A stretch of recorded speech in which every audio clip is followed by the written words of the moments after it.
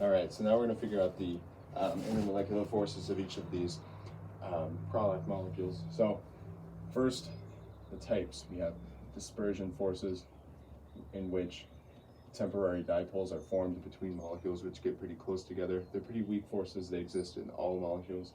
And then we have dipole-dipole. And we also have ion dipole. However, those are not relevant here because ions are not present.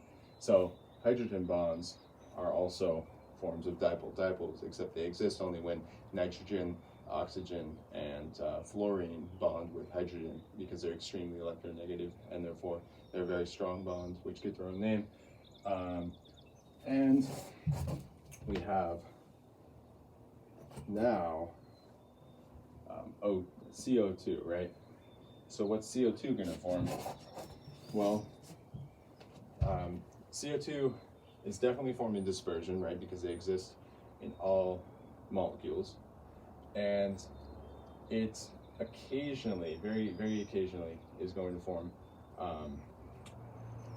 dipole-dipole bonds with water molecules. But largely, it's not going to form any of these, hydrogen or dipole-dipoles, because it's so nonpolar. And dipole-dipoles require a certain level of polarity. And